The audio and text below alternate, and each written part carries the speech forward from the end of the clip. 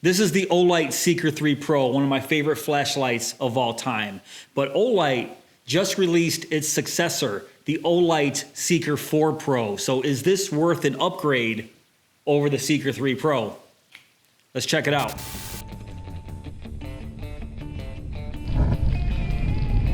This is everything the Olight Seeker 4 Pro comes with, of course.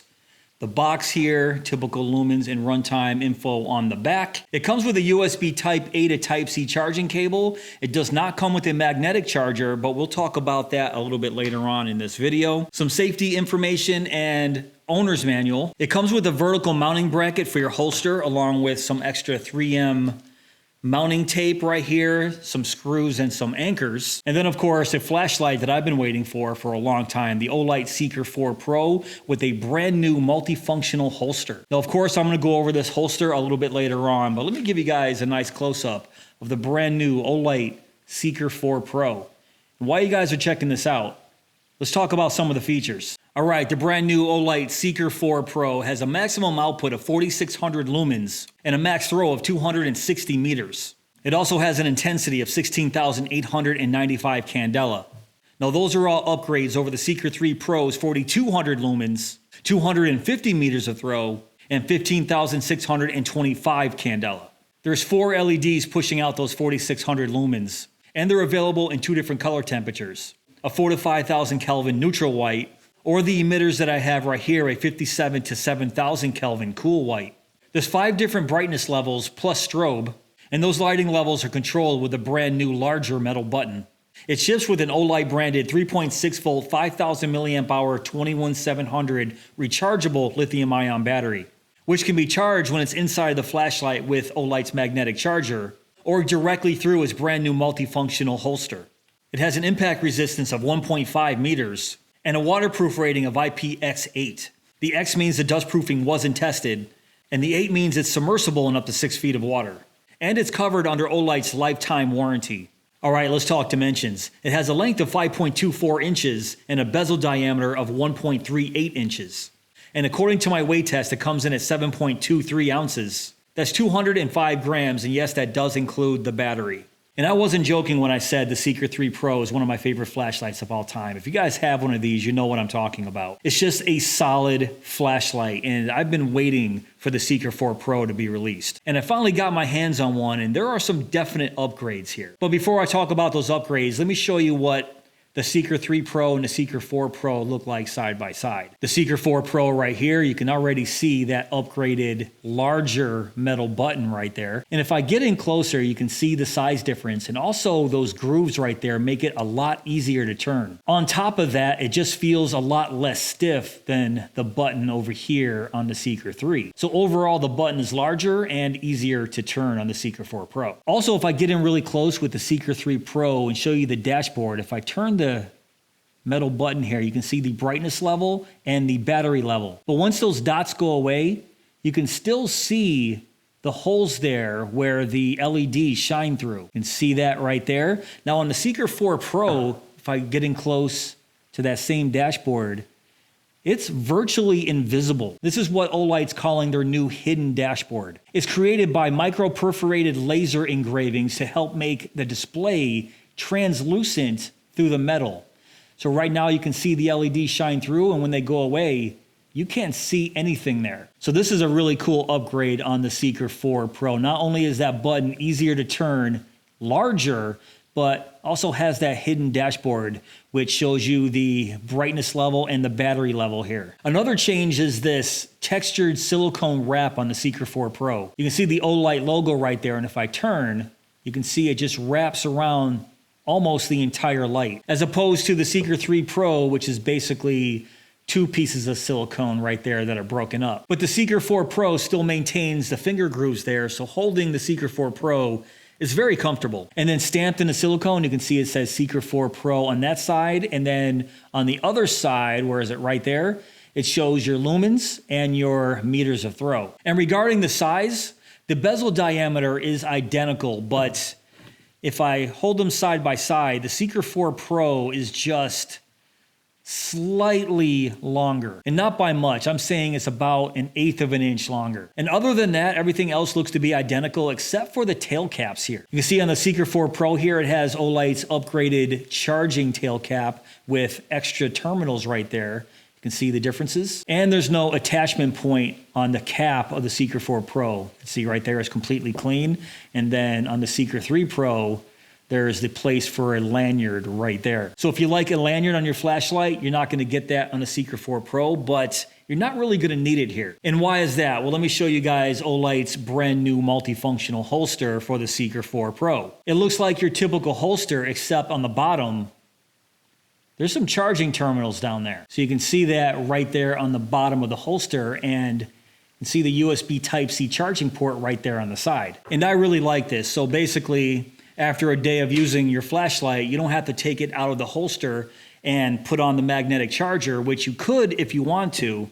But basically all you have to do is just take the included USB Type-C cable, plug it into the holster, and we're charging. I think this holster is great. You guys know I'm not a big fan of many holsters out there, but I really like the plastic molded holsters of this style. But then Olight goes ahead and makes it basically a charging holster. Of course, it's going to make the holster just slightly longer overall because they have to put the terminals on the bottom of the holster here, but not by much. You can see where the flashlight ends right there. It just sinks down just a little bit. And then you got about, I don't know, maybe about 3/4 of an inch longer of a holster. So is the extra length worth that trade-off of having the convenience of having a charging holster versus being longer? For me personally, I would say yes. I like the convenience of having the USB Type-C just plug right into the holster. And honestly, it's not really adding too much length to that holster. So I think that's a good trade-off. But guys, if you're like me, you get a little bit spoiled. After I saw this, I sort of was hoping for an actual real charging holster. Meaning when I first saw this, I thought it was an actual charging holster where there was a small battery in here and you can charge up that battery. So if you're out in the field and need a little bit of juice, just plop it in that holster and it starts charging the battery. Now, of course, that's not the case here, but it just made me want that so bad. And you guys might say that'll make the holster too big. I don't think so, because if you take a look at the Baton 3 charging case right here, this is a big charging case, but this can also charge that flashlight 3 times over. I don't even want that much. I'm saying maybe a half a charge up to a full charge. Just maybe hide the battery, make this a little bit longer. I don't know, but if it did it, that would be above and beyond. But like I said, that's just me being spoiled and wanting something extra that doesn't exist yet. I really think this multifunctional holster is awesome. And on top of that, it just feels very nice. It locks in. You can see it basically just grabs onto that flashlight, locks it into place. The Seeker 4 Pro not going anywhere. It pulls out very easily. So honestly, this might be one of my favorite holsters that I've ever seen. What do you guys think? And on top of that, they give you a vertical mounting bracket. So it has 3M tape right there in the back, or does come with screws if you want to screw this to a wall. But you can see just slides right on the top, mount your holster. And there's a tab right there that locks the holster into place. And to release it, all you have to do is just pull up on it, releases the holster. So that's really cool. So that's basically it for the upgrades, other than another really cool thing that has to do with this metal button, but I'll go over that when we talk about the UI. Oh, and of course the upgrades to the Lumens, candela, and the throwing distance. All right, let's go over the Lumens and runtime here. 5 brightness levels plus strobe. Let's start at Moonlight. Moonlight is 5 lumens, has a runtime of 15 days, and has a throw of 9 meters. And you got low, 50 lumens, has a runtime of 60 hours and has a 25 meter throw. Medium, 300 lumens, 11-hour runtime and has a throw of 65 meters. And now let's talk about high. High is 1200 lumens and has a runtime of 135 minutes. Then steps down to 600 lumens, has a runtime of 35 minutes there. And then steps down again to 300 lumens and has a runtime of 10 minutes. And that 1200 lumen high has a throw of 130 meters. Now let's go to turbo. 4600 lumens has a runtime of 2.5 minutes. And I'll test out that runtime a little bit later on in this video. Then it steps down to 1200 lumens. It has a runtime of 122 minutes. And then steps down again to 600 lumens and has a runtime of 35 minutes.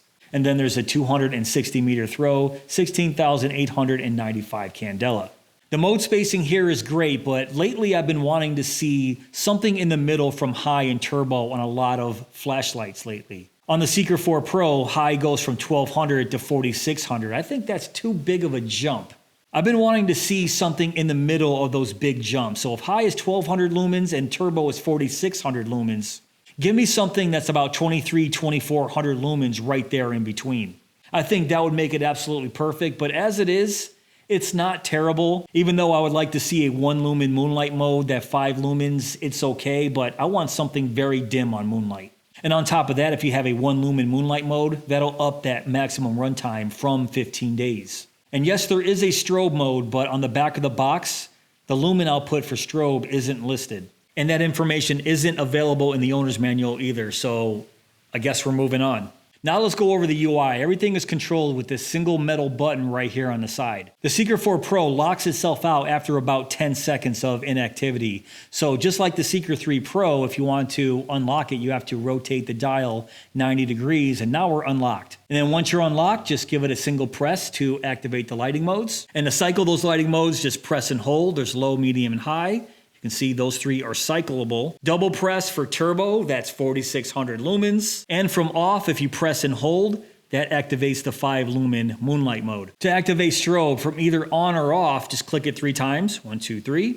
There's strobe, and then let me show you from on. 1, 2, 3. And yes, it does have a memory, so if I turn it on medium there, turn it off, turn it back on, goes right back to medium. And as I already mentioned, there is a lockout mode. It'll just automatically lock itself out after about 10 seconds. And there's also 2 ways to unlock the flashlight: turning the dial 90 degrees or pressing and holding for about 1 second goes right to moonlight. Now let me show you the LEDs here. So you can see one LED right there. If I keep holding it in, medium, high, so low, medium, high, and double press for turbo, that takes us to all 4 bars right there. But just like the Seeker 3 Pro, if you rotate the button here, there's a stepless dimming feature here that is great. And one of the reasons why I like the Seeker 3 Pro so much was that stepless dimming. It is pretty smooth too. You can go basically all the way from moonlight, rotate it all the way to that 4600 lumen turbo. And it's pretty fast too. There's turbo and there is moonlight. So the smooth ramping of that stepless dimming is one of my favorite features of this flashlight. And another one of my favorite features of this flashlight is something new for the Seeker 4 Pro. While the flashlight is off,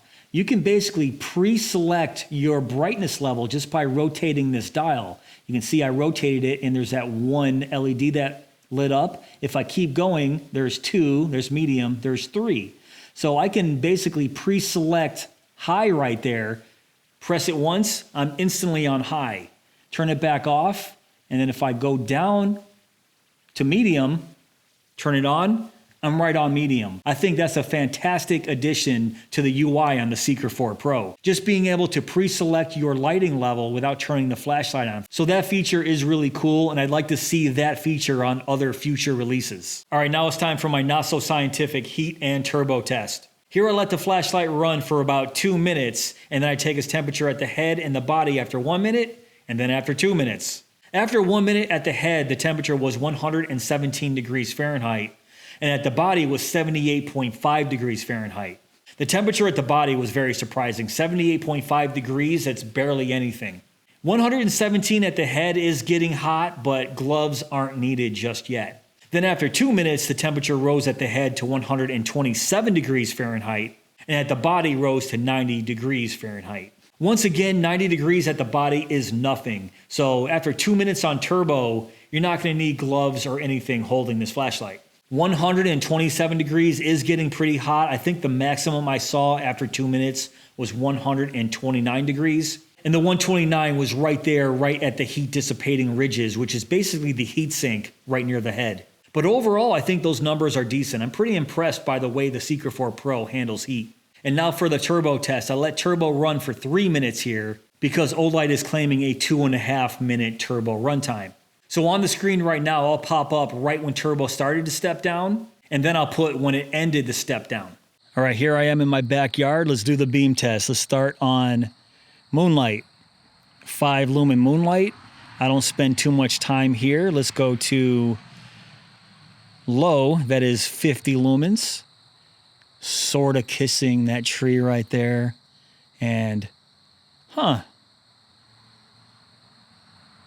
mean, on camera, it looks like I'm hitting that barn, but I'm barely seeing that with my eyes here. So that's 50 lumens. Let's go to medium. That's 300. There we go. Gives you a nice look at that beam profile there. That is a wide hotspot. Look at that. And I was sort of expecting that with those 4 emitters right there. So you can see the outer perimeter. It's actually pretty wide. But that is a huge hotspot right there. So let me pan across. Now we're hitting that barn. Very nice. Let's go to high. That is 1200 lumens. Now we're starting to see that tree line very nicely. Wow. I mean, the beam profile here is really interesting. And once again, this is the cool white emitter. So this is 5700 to 7000 Kelvin. So if you guys go with the neutral white, it's going to be if I can talk, between 4,000 to 5,000 Kelvin. And I don't know the lumen output. It's going to be lower. It always is. Because there's going to be a trade-off. If you want that nice neutral white beam, there's going to be a trade-off. You're going to lose some lumen output. And I don't know those numbers. But let's go to turbo here. Double click. Boom. 46. Wow. Wow. There we go. And guys, like I'm saying, this is a fairly wide beam. I mean, it goes, if I pan over, I'm pointing directly ahead right there. And it goes way over there. Look at that. That is a fairly floody beam. That is surprising as well. So that is bright, 4,600 lumens. And let me just show you this stepless dimming. I love this. And look how fast I can ramp up from basically turbo all the way to moonlight. Boom. So that is a really smooth ramp on that stepless dimming. And I tried to count this a couple days ago to see how many steps there were. And I don't think I was too accurate, but I got at least 30 steps. So what I mean, I kind of did this, but it was really hard to count. But I got to 30. So Olight, anybody from Olight is watching this, let me know if I was close. But let's go to another location right now.